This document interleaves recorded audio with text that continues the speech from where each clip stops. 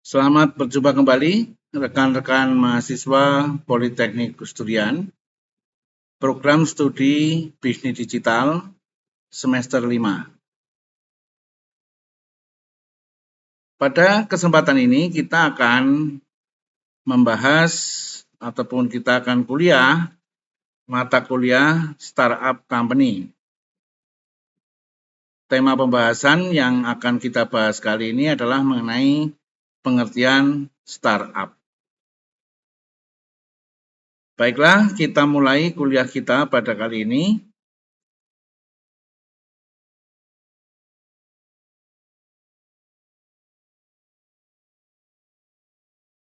Di era pesatnya kemajuan dunia digital dan teknologi di zaman yang sudah serba modern ini, pasti kalian kerap kali mendengar istilah perusahaan rintisan yang sering digunakan oleh banyak orang dewasa ini. Istilah ini merupakan badan usaha yang mungkin kita kenal dengan istilah startup, yang merupakan sebuah perusahaan yang sedang berkembang di Indonesia.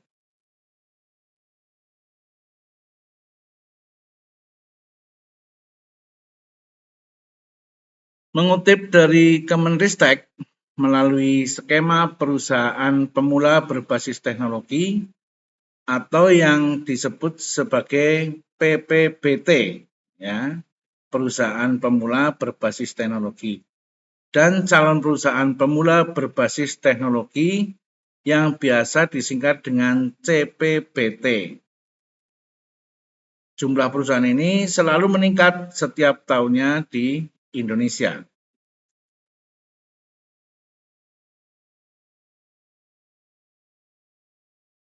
Pada masa awalnya, jenis badan usaha seperti ini berjumlah sebanyak 52 badan usaha pada tahun 2015.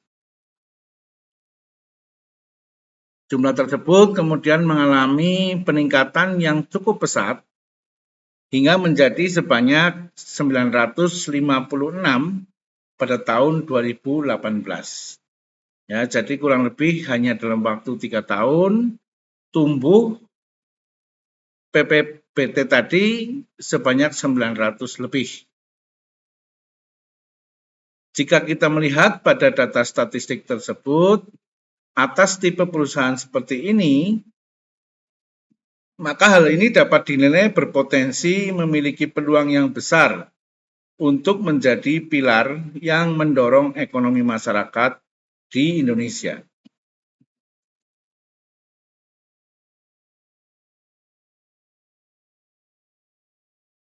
Kemudian kita setelah membahas pengertian tadi secara singkat, kita akan masuk kepada pembahasan berikutnya, yaitu definisi startup. Startup merupakan sebuah perusahaan rintisan yang baru berdiri atau belum berjalan cukup lama. Berdasarkan uraian istilah startup tersebut, dapat kita nilai bahwa startup adalah perusahaan yang baru saja berjalan dan masih berada pada tahap pengembangan dan penelitian. Ya, penelitian lebih lanjut untuk dapat terus menemukan market atau pasar dalam mengembangkan produknya.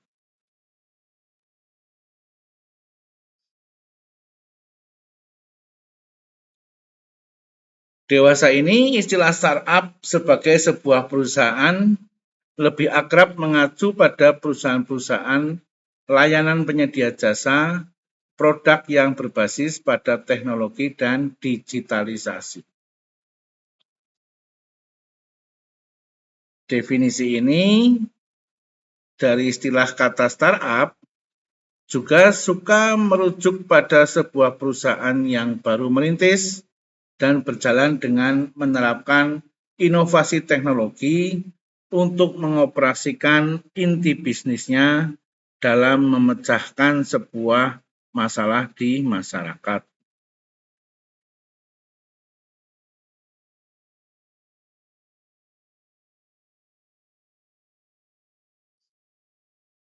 Bisnis yang dijalankan model perusahaan ini bersifat disruptif di dalam sebuah pasar industri yang sudah ada atau bahkan dapat menciptakan sebuah industri baru. Jadi, pada dewasa ini, kemajuan industri kreatif begitu pesat dan berkembang. Berkembangnya industri kreatif menurut adanya startup ini, ya, startup digital yang dimaksud di sini, yang merupakan sekumpulan individu yang membangun sebuah organisasi terstruktur yang nantinya menjadi sebuah perusahaan rintisan yang berperan dalam menghasilkan produk dalam bidang teknologi ataupun produk yang berbasis teknologi, baik dalam penjualan maupun dalam produksinya. Berpijak dengan memanfaatkan kemajuan teknologi internet pada zaman era serba digital ini, banyak startup yang ditekankan untuk bersiap untuk memasuki fase pasar bebas di dalam dunia internet yang memungkinkan menjangkau seluruh konsumen untuk memperluas daya jangkau pasar dengan upaya melakukan ekspansi pasar secara berskala besar atau berskala besar di sini maksudnya ya di dunia digital.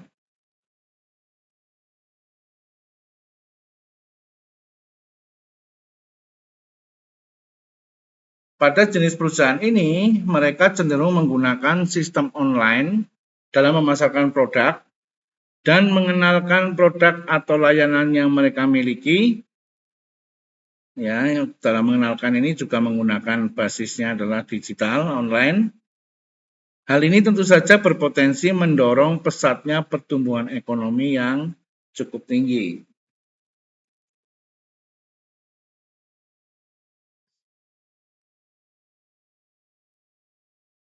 Jika dilihat pada uraian di atas, maka mendirikan perusahaan tradisional terlihat bukan persoalan yang mudah untuk dijalani, terlebih dalam mendirikan perusahaan tradisional ini membutuhkan pendanaan yang sangat besar. Berbeda dengan perusahaan jenis startup ini yang cenderung lebih mudah dalam mendapatkan dana. Ya, dalam hal ini maksudnya kalau perusahaan tradisional biasanya membutuhkan tempat, membutuhkan showroom, membutuhkan lokasi yang strategis untuk pemasaran gitu ya. Tapi kalau di startup hal-hal itu bisa dieliminasi karena kita sudah menggunakan sistem penjualan online, sistem promosi online dan sebagainya menggunakan teknologi digital yang sudah sangat maju saat ini.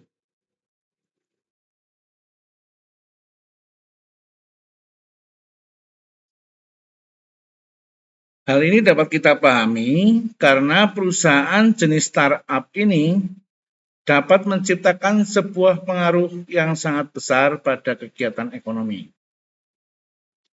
Jadi, perusahaan jenis startup ini memiliki ciri yang sangat khas, yaitu sangat mengandalkan investor atau juga venture capital dalam mendapatkan dana yang dibutuhkan dengan jumlah besar. Ya, memang startup ini biasanya membutuhkan modal besar karena kita harus menyiapkan jaringan-jaringan digital dan penggunaan aplikasi-aplikasi modern yang harga sewanya biasanya cukup mahal. Namun saat ini sudah cukup banyak dan beragam program-program yang diberikan oleh pemerintah yang ikut menyediakan bantuan dana bagi startup yang baru saja berjalan merintis perusahaan dari awal. Di antaranya adalah mereka yang telah disebutkan di atas, yaitu PPBT dan CPBT.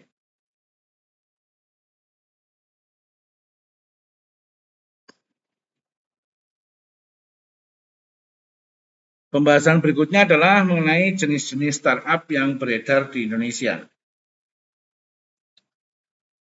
Pesatnya perkembangan bisnis startup yang cukup signifikan pada kurun waktu beberapa tahun belakangan ini Mungkin kita saat ini hanya mengetahui sedikit saja jenis-jenis startup seperti pada bidang transportasi dan e-commerce. Padahal masih banyak lagi jenis-jenis startup yang dapat kita ketahui bersama. Sebagaimana yang dibahas di pembahasan berikut ini,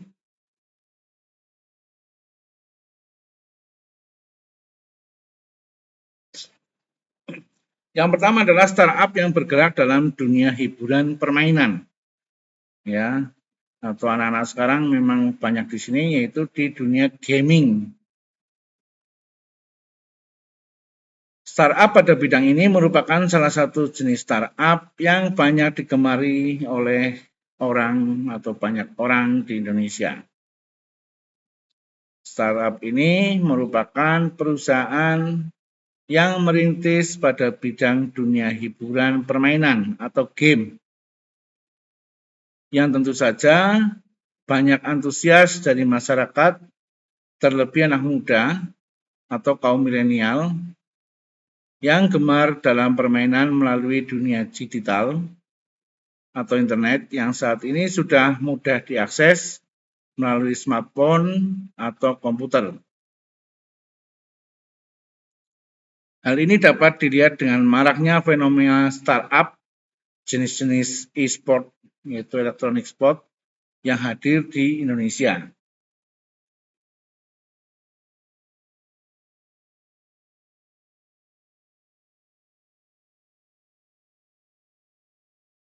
Jenis yang kedua yang banyak beredar di Indonesia adalah startup yang bergerak pada bidang properti. Pada jenis perusahaan startup yang bergerak di bidang properti ini cukup berbeda dengan perusahaan startup lainnya. Pasalnya pada bisnis startup ini khusus berdiri hanya untuk di bidang jual, beli, atau bahkan menyewakan properti. Pada masa pengoperasian usaha di bidang properti, kerap kali mendapati rintangan yang lebih berisiko mengalami kegagalan. Perusahaan startup yang bergerak pada bidang properti ini dibutuhkan dan perlu menyediakan suatu informasi khusus terkait klien dan juga tips dan solusi yang berkaitan dalam pencarian hunian bagi klien yang dihadapi. Nah, ini banyak kita temui aplikasi-aplikasi properti, ya, seperti penyewaan hotel, penyewaan rumah, atau bahkan pembukaan perumahan-perumahan baru dan sebagainya. Yang ketiga adalah startup pada bidang pendidikan.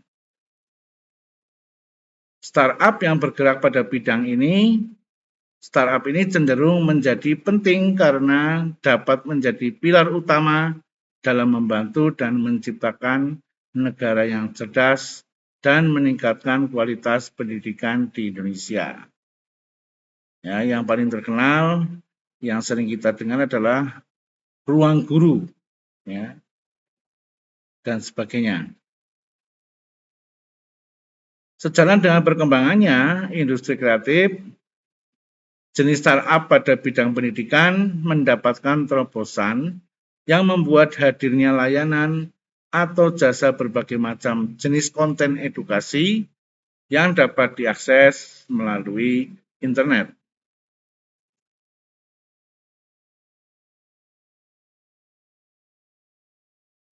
Berikutnya adalah startup yang bergerak pada bidang kesehatan.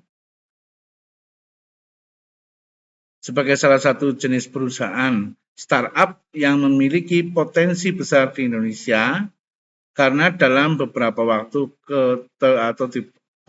belakangan, permasalahan kesehatan cukup menjadi hal yang vital dan serius. Terlebih setelah gempuran pandemi COVID-19 yang melanda Indonesia. Akibat COVID ini kita mengurangi banyak sekali interaksi langsung, sehingga saat itu banyak bermunculan aplikasi-aplikasi startup baru yang terkait dengan bidang kesehatan. Ya, masih ingat mungkin pada saat COVID kita harus menggunakan aplikasi dari pemerintah untuk misalnya mau bepergian, kita harus dilihat dulu, dicek dulu apakah sudah vaksin atau belum gitu ya.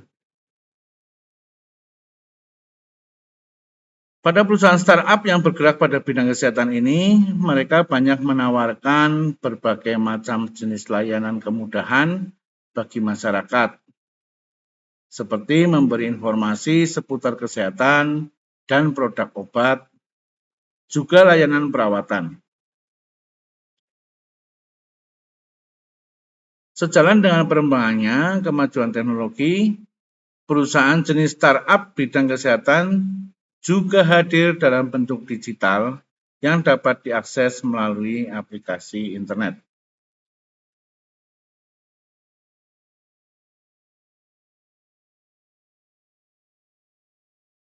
Yang kelima adalah startup pada bidang pertanian.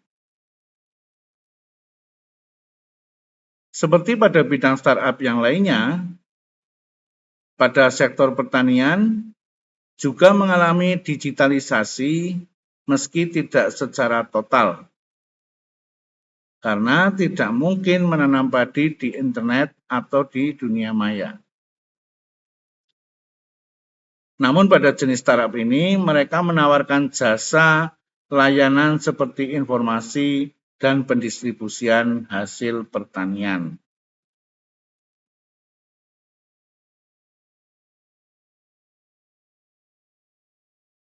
Yang keenam adalah startup yang bergerak pada bidang e-commerce.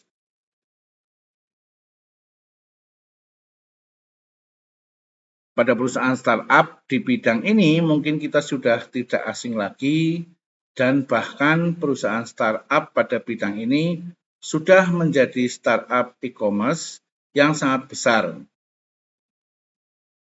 Perusahaan startup pada bidang ini menyediakan layanan bagi penjual dan pembeli sekaligus untuk menjadi wadah atau pasar online. Sejalan dengan kemajuan teknologi kini, berbelanja dapat dimudahkan dengan diakses melalui smartphone.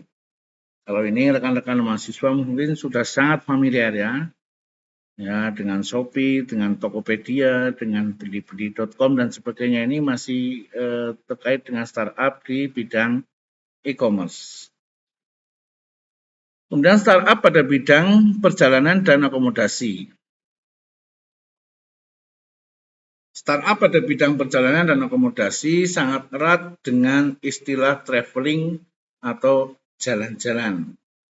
Kalau istilah sekarang, anak-anak lebih senang menggunakan kata-kata healing. Pada dewasa ini, kegiatan traveling dapat dilakukan dengan begitu mudah dan lebih terstruktur. Hal ini disebabkan dengan hadirnya startup pada bidang ini yang menyediakan layanan seperti pemesanan tiket, pemesanan penginapan, dan masih banyak lagi jasa layanan yang ditawarkan. Penjadwalan ketika bepergian jauh kini dapat dipersiapkan melalui smartphone. Ini juga saya kira teman-teman sudah banyak sekali memanfaatkan jasa layanan startup bidang perjalanan ya. Misalnya untuk pesan tiket kita bisa pakai KAI Akses atau pakai traveloka.com dan sebagainya, termasuk juga untuk pemesanan hotel dan penginapan.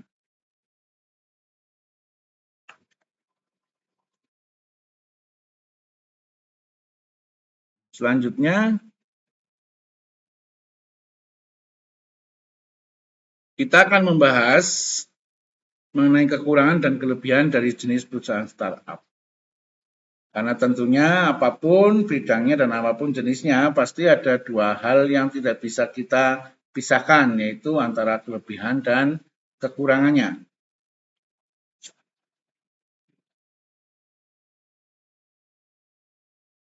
Kelebihan startup. Yang pertama, kesempatan untuk dapat mempelajari hal baru sangat tinggi bagi pemilik dan karyawan. karena sebagian besar tanggung jawab yang telah diberikan harus dikerjakan oleh seseorang atau kelompok yang sama dan dapat dibagi peran dalam penyelesaian tugas tersebut. Kelebihan yang kedua adalah bekerja pada perusahaan startup dapat membangun rasa tanggung jawab atas tugas yang telah diberikan, karena tiap tanggung jawab dan pekerjaan saling berhubungan satu sama lain.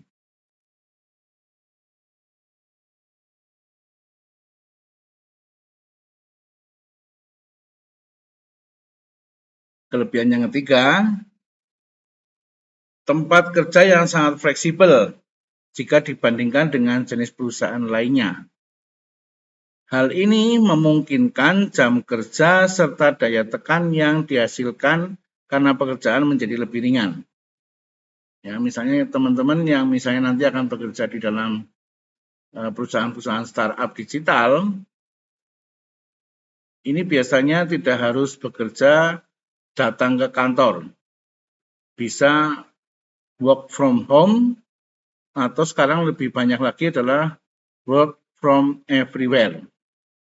Bekerja dari mana saja. Banyak lagi ngetren, kerja di kafe, ya, kerja di tempat-tempat yang dianggap lebih nyaman dan lebih rileks. Sehingga ini akan mengurangi tekanan beban pekerjaan.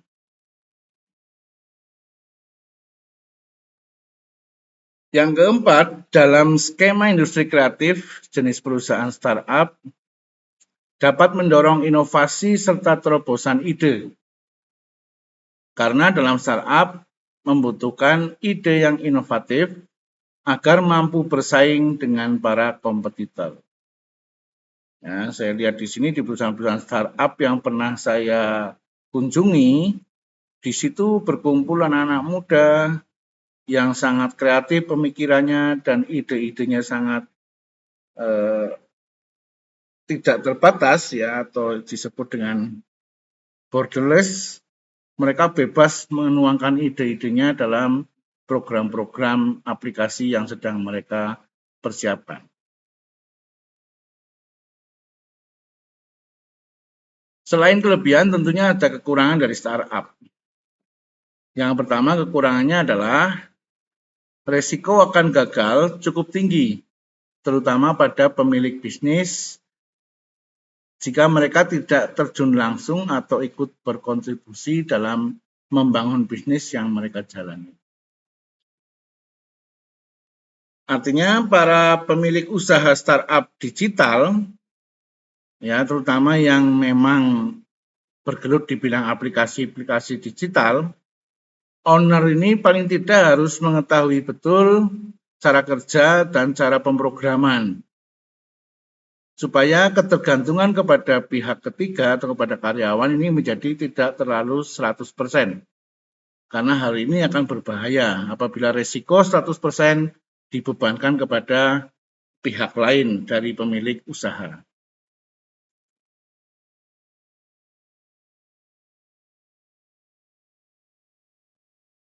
Yang kedua, kekurangannya adalah stres kerja yang dihasilkan dari bekerja pada sebuah perusahaan startup sangatlah tinggi, karena perusahaan startup cenderung memiliki perputaran atau rotasi kerja yang cepat, sehingga pekerja dituntut untuk dapat terus bekerja. Oleh sebab itu, pekerjaan menjadi berlebihan dengan kompensasi yang tidak sepadan dengan jam kerja. Memang dalam perusahaan startup ini biasanya jam kerjanya ini lebih ngacak, ya, lebih random, karena dia harus siap sedia 24 jam. Ada orang yang order pemesanan pembelian itu jam 1 malam, jam 2 malam, dan sebagainya gitu, ya. Karena saya sering mengalami sendiri.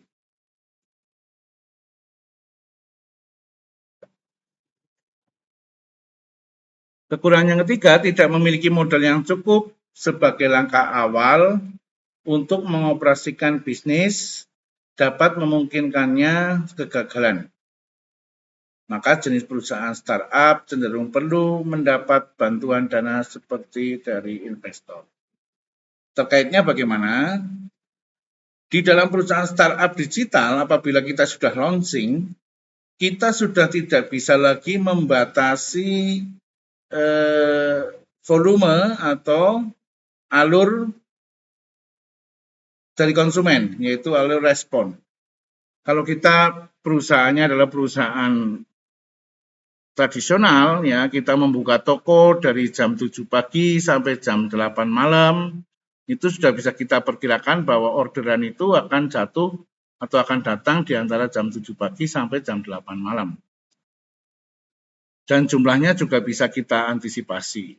Tapi kalau sudah melalui jalur digital, startup ini, kapan order datang kita nggak bisa memperkirakan. Dan berapa jumlah order yang diminta itu kita juga tidak bisa memperkirakan.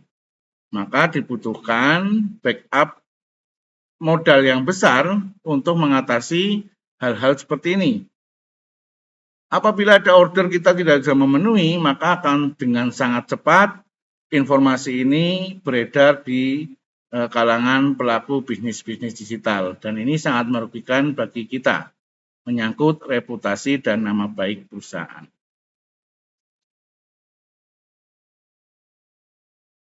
Kekurangan yang keempat, ruang lingkup kerja yang tidak sehat karena cenderung kompetitif dalam memperjuangkan ide, hal membuahkan sebuah batas yang menghalangi terjadinya kerjasama antar karyawan. Jadi di dalam pekerjaan startup ini, masing-masing individu pelakunya ini kompetisinya cenderung lebih brutal ya, lebih banyak, lebih berat dan lebih cepat dibanding dengan perusahaan-perusahaan konvensional atau tradisional.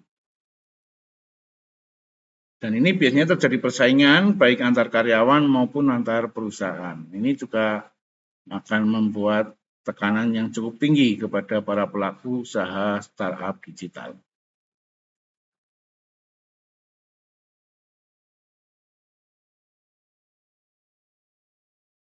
Kemudian kita harus juga mengetahui tentang karakteristik dari startup supaya kita bisa mengantisipasi hal-hal yang mungkin akan terjadi apabila kita melaunching sebuah perusahaan startup.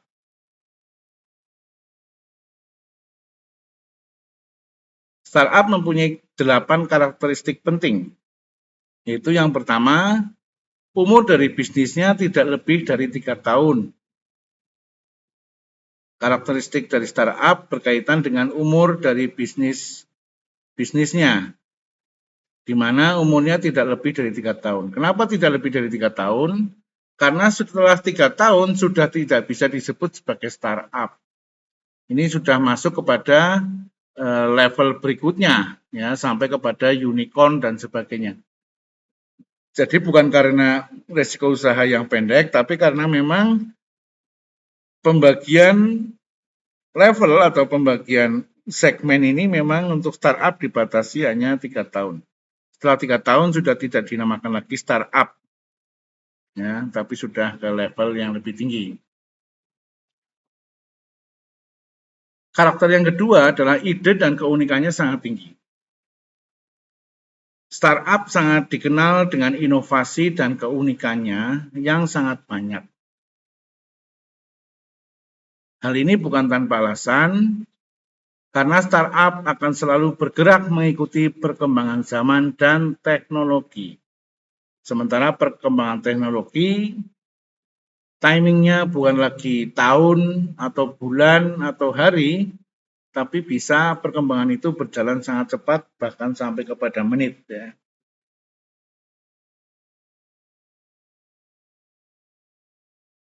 Karakteristik yang ketiga adalah sumber daya manusia SDM yang minim. Dikarenakan merupakan perusahaan atau perusahaan baru ya, atau baru membangun bisnis, maka startup biasanya hanya memiliki sedikit SDM. Hal ini karena untuk menghemat pengeluaran dan juga karena sudah dibantu dengan kehadiran internet atau dibantu dengan teknologi.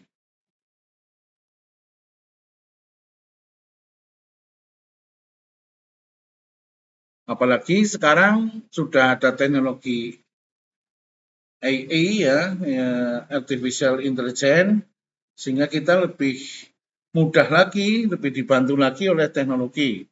Sehingga SDM sudah tidak perlu berkuantitas banyak, tapi yang penting sedikit tapi berkualitas. Kemudian karakteristik keempat adalah multitasking. SDM yang bekerja di startup umumnya bisa bekerja multitasking atau bisa memegang lebih dari satu pekerjaan. Jadi dalam waktu yang sama dia bisa menangani beberapa item pekerjaan. Mungkin di sisi lain dia sedang mengapply ataupun sedang melayani konsumen, di sisi lain dia sudah bisa menjalankan semacam kayak persiapan barangnya, kayak supply chain-nya, dari mana barangnya akan diambil, dan dia juga langsung menghubungi kepada pendistribusi, dalam hal ini mungkin jasa-jasa titipan atau just tip atau jasa angkutan.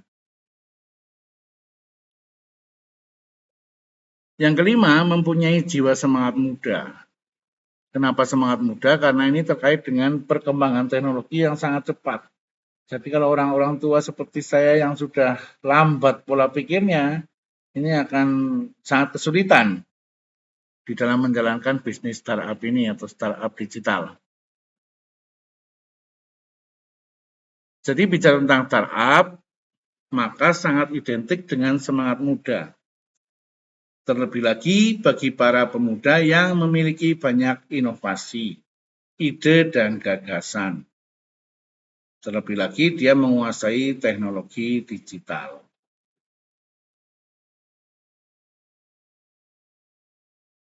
Karakteristik keenam, banyak ketidakpastian. Karakteristik dari startup selanjutnya adalah banyak ketidakpastian. Dalam hal ini, bisa diartikan bahwa pendapatan bisnis dari startup masih belum stabil. Ya, karena di dunia maya kita tidak bisa memprediksi jangkauan kita, tetapi meskipun sekarang sudah ada alat-alat bantu ya, misalnya melalui sosial media dan sebagainya, yang bisa memberikan data statistik buat kita, tetapi tetap saja bahwa ini sangat unpredictable atau tidak bisa dipastikan. Karakteristik ketujuh adalah umumnya berkaitan dengan teknologi. Jadi startup selalu identik dengan penggunaan teknologi. Oleh sebab itu, biasanya para SDM startup akan menggunakan perangkat yang tergolong canggih. Dalam arti perangkat di sini adalah bisa softwarenya, bisa hardwarenya, ya, yang selalu berkembang dari waktu ke waktu dengan cepat. Karakteristik ke-8 menggunakan jaringan internet yang bagus. Selain teknologi tinggi yang canggih, startup juga didukung dengan jaringan internet yang bagus, sehingga setiap pekerjaan bisa dilakukan dengan maksimal. Ya, kalau kita hanya memiliki jaringan internetnya biar pet gitu ya, untuk mengupload satu video atau satu gambar saja itu butuh waktu lama. Sehingga ini jelas akan mengganggu terkait dengan persaingan kecepatan dengan startup lainnya.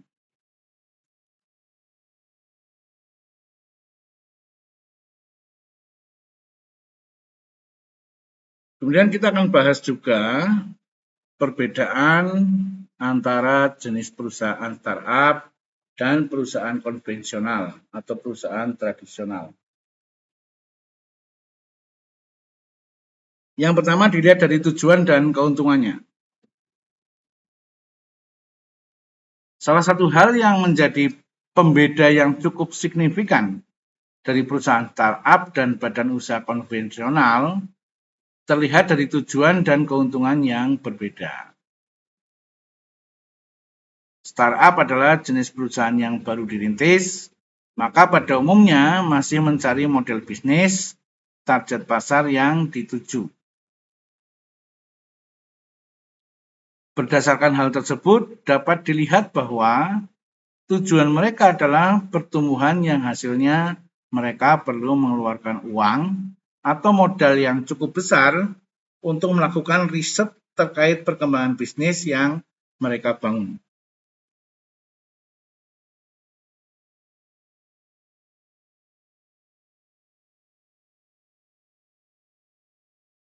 Pada model jenis perusahaan konvensional, mereka lebih berfokus pada pendapatan atau profit ataupun keuntungan. Hal ini menjadi jelas tujuan dari model perusahaan konvensional adalah memberikan sebuah keuntungan kepada pemilik perusahaan, baik perusahaan yang sudah stabil dan yang masih atau baru berjalan. Jadi pola pikir konvensional adalah mendapatkan laba atau keuntungan dengan cepat dan real. Sedangkan model startup biasanya keuntungan didapat dari berjalannya waktu startup itu berjalan. Tidak hanya dari produk-produk yang dia jual, tetapi keuntungan juga didapatkan dari pembagian atau pemberian informasi-informasi kepada seluruh pengguna internet. Yang kedua adalah alur pendanaan. Ketika kita membahas bagaimana pendanaan yang perlu dilakukan oleh perusahaan jenis startup, maka akan timbul pertanyaan dari mana dana tersebut didapat. Dana pada perusahaan jenis startup tidak dialirkan oleh pendiri perusahaan, namun dana tersebut didapat dari investor. Ya, jadi kalau perusahaan startup itu cenderung pendanaannya itu mencari investor. Sedangkan perusahaan konvensional atau tradisional biasanya didapatkan dari modal sendiri pendiri atau fasilitas perbankan, utang ya.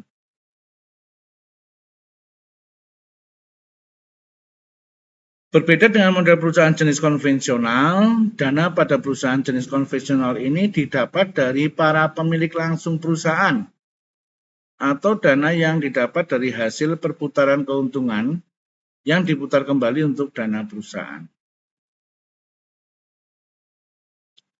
Yang ketiga adalah struktur organisasi. Aspek lain yang cukup membedakan antara perusahaan startup dan perusahaan jenis konvensional adalah bentuk struktur organisasi. Karena dalam startup seperti tadi, seseorang bisa bekerja secara multitasking sehingga dia bisa menangani berbagai bidang yang ada di perusahaan. Sedangkan di dalam perusahaan konvensional cenderung tidak. Segala bentuk kegiatan dan keputusan operasional pada perusahaan startup ditentukan oleh para pendiri dan pihak manajemen perusahaan, meskipun investor menjadi penyalur dana terbesar, tetapi peran investor tidak terlalu signifikan dalam keperluan bisnis startup. Pada hal ini, investor hanya terlibat dalam hal-hal yang bersifat strategis. Lain halnya dengan perusahaan jenis konvensional. Berjalannya bisnis pada perusahaan tersebut sangat dipengaruhi oleh pemilik perusahaan. Jadi, hal yang lumrah tentunya kita temui para pemodal ikut bergabung menjadi manajemen perusahaan dalam perusahaan jenis konvensional.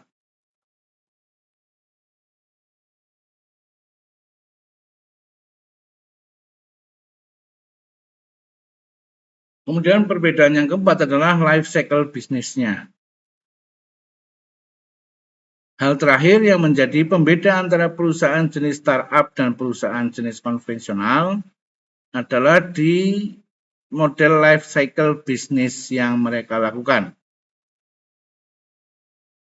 Siklus perputaran masa aktif antara kedua jenis perusahaan ini sangatlah berbeda. pada perusahaan jenis startup dapat bernilai miliaran dolar hanya dalam kurun waktu kurang lebih 1 dekade atau 10 tahun sejak berjalan. Namun hal seperti ini juga tidak menjamin kestabilan pada masa depan perusahaan. Life cycle bisnis maksudnya adalah umur ya, dari masa pertumbuhan, masa puncak sampai kepada masa-masa sepi atau masa-masa penurunan, maturity. Hal ini terjadi karena pada bisnis startup, teknologi berjalan begitu cepat, ya, perkembangan teknologi digital begitu cepat, sehingga perusahaan startup yang tidak bisa mengikuti perkembangan teknologi akan lebih cepat mengalami penurunan bisnis. Beda dengan perusahaan konvensional yang tidak terlalu menggunakan teknologi, biasanya mereka mengandalkan relasi atau hubungan antara pengusaha dengan pelanggan. Nah, sekarang kita lihat contoh perusahaan startup yang ada di Indonesia. Yang pertama adalah Tokopedia. Tokopedia adalah salah satu dari sekian banyak toko belanja berbasis online yang sangat populer di Indonesia. Perusahaan startup ini berdiri pada tahun 2009. Tokopedia tidak hanya populer dan berkembang di Indonesia saja, tetapi juga sukses pada kawasan Asia Tenggara.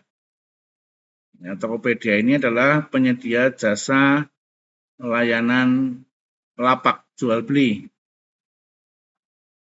Yang kedua kita contohkan adalah Gojek. Gojek merupakan salah satu perusahaan startup yang bergerak pada bidang transportasi yang sudah cukup terkenal pada kalangan masyarakat Indonesia. Gojek didirikan pada tahun 2010. Dapat dikatakan bahwa Gojek merupakan perusahaan startup yang melayani jasa angkutan ojek berbasis online.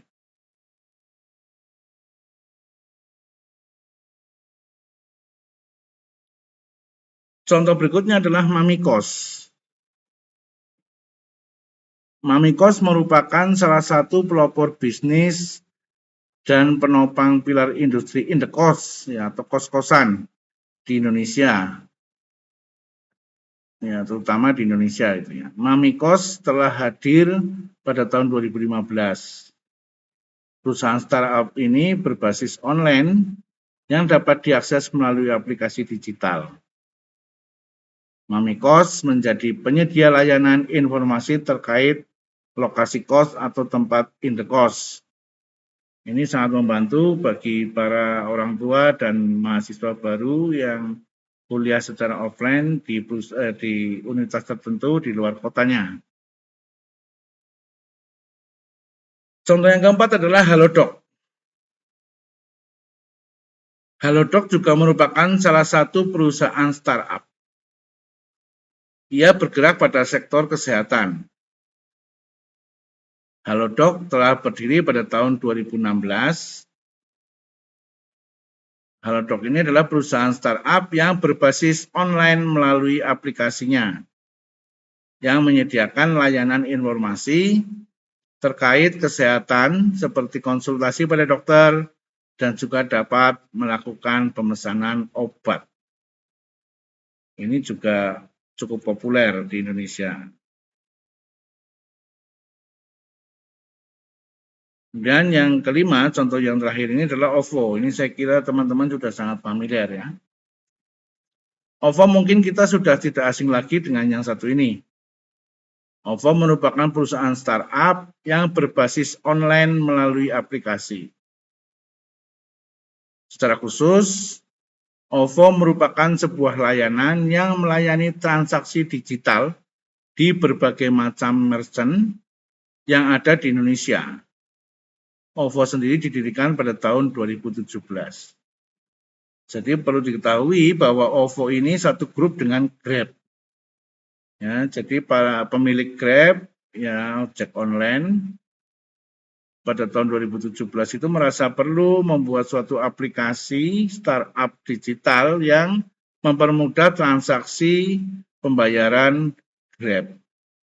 Tapi akhirnya OVO ini berkembang menjadi aplikasi umum untuk pembayaran berbagai transaksi penjualan di banyak sekali merchant-merchant di Indonesia. Itu 5 contoh perusahaan startup yang ada di Indonesia. Mungkin teman-teman nanti bisa mencari contoh-contoh lain dan juga bisa mempelajari bagaimana mekanisme kerja startup yang berbasis layanan digital. Berdasarkan ulasan di atas, ini kesimpulannya ya, maka teman-teman dapat kita tarik kesimpulan terkait bahasan seputar startup, bahwa startup ini adalah sebuah jenis perusahaan yang baru saja berjalan atau beroperasi. Perusahaan jenis ini bergerak di berbagai macam bidang yang berkaitan erat dengan teknologi, terutama pada sektor bisnis industri kreatif. Pada kurun waktu dewasa ini, banyak perusahaan jenis startup berkembang di Indonesia. Hal ini tentunya mendorong pesat kemajuan pada sektor ekonomi.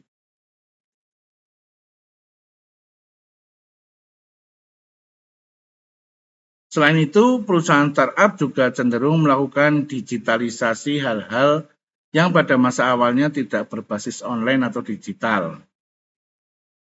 Namun sejalan dengan kemajuan teknologi, maka digitalisasi tersebut menciptakan kemudahan dalam berbagai hal, seperti fleksibilitas, daya jangkau, dan masih banyak lagi kemudahan yang dihasilkan dari efek digitalisasi yang dilakukan oleh beberapa perusahaan startup.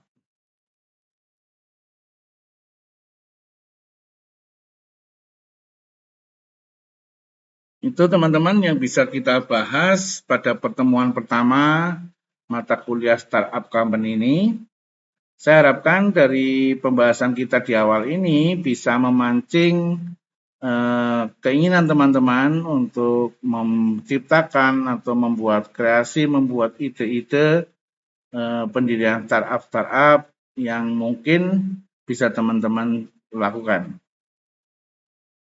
Saya kira itu yang kita bahas, semoga bisa memberikan manfaat kepada kita semuanya. Jangan lupa subscribe bagi yang belum subscribe channel saya ini, kemudian like dan share kepada setiap orang. Siapa tahu apa yang kita bahas ini bisa memberikan manfaat kepada banyak orang. Jangan lupa memberikan komentar pada kolom komentar sebagai bukti kehadiran kuliah.